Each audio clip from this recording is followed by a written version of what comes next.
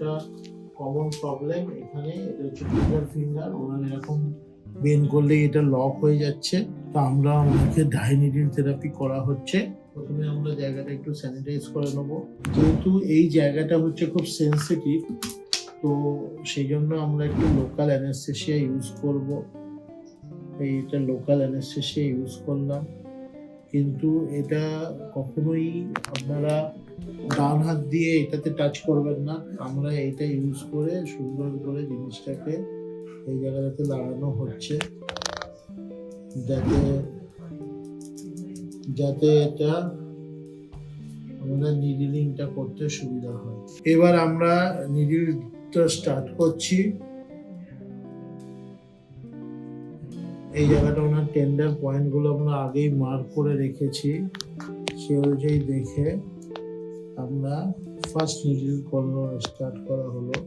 Tender পয়েন্টটাতে ভেরিয়েশনগুলোকে আমরা break করছি।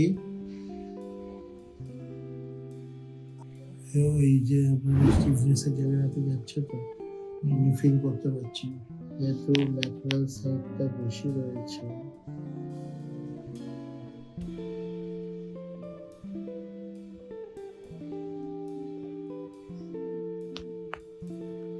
Main করুন এটা,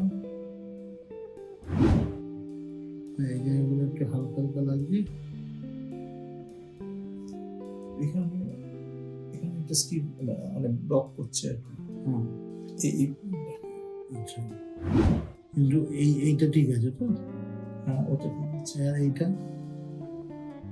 এটা এইখানে একটা ব্লক আছে। এই দিকটাতে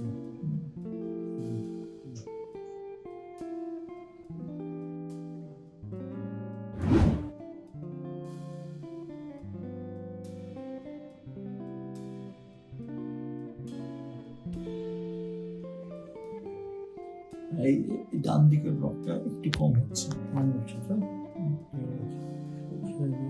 পয়েন্টগুলো যদি অ্যাকুরেট হয়, তাহলে আপনি সঙ্গে সঙ্গে এটার থেকে রিলিফ পাবেন।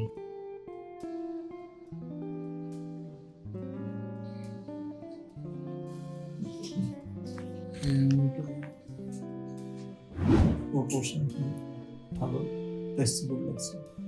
ফ্লেক্সিবল লাগছে তো? প্রপোর্শন ফ্লেক্সিবল লাগছে। ফার্স্ট বেনটা, সেকেন্ড বেনটা ঠিক বোঝা যাচ্ছে না এখনো। আমি ইয়েটা বুঝতে পারছি না, মানে আছে কি নেই বুঝতে পারছি না। আর নিচেরটা ঠিক আছে? হ্যাঁ, নিচেরটা পাওয়া যাচ্ছে। ঠিক আছে। ট্রিগার ফিঙ্গারের ক্ষেত্রে আমরা জানি এটা ট্রিটমেন্ট হচ্ছে শুধু আল্ট্রাসাউন্ড করলে এটা হয় না, সেটা অনেকদিন নেয়।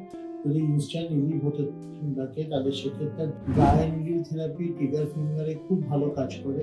আমরা সেইভাবেই নিডলটা করা হয়েছে, যেহেতু এটা সেন্সিটিভ জায়গা, ওই জন্য আমরা লোকাল অ্যানেস্থেসিয়া ডিক্লোফেনাক ক্রিমটা ইউজ করা হয়েছে এবং তারপর নিডলটা করা হয়েছে। এবং এর সাথে সাথে আমরা লেজার থেরাপিও দিয়ে থাকি, ইনফ্লামেশন যদি বেশি থাকে সেটাকে কমানোর জন্য।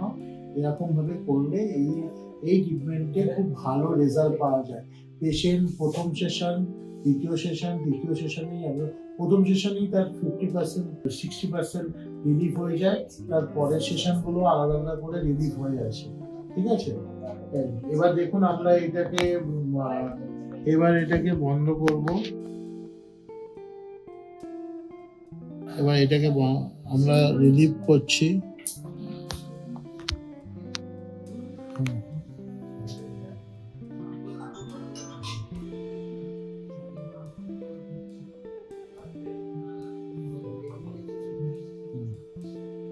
রিলিভ করলাম, আমরা এই মুভমেন্টটা করালাম। একটু বেন্ড করুন, হ্যাঁ স্ট্রেট করুন, পুরোটা বেন্ড করুন। এই করা হলো। নিডল থেরাপির পর আমরা হালকা একটা মাসাজ এই ফিঙ্গারটাতে দিলাম।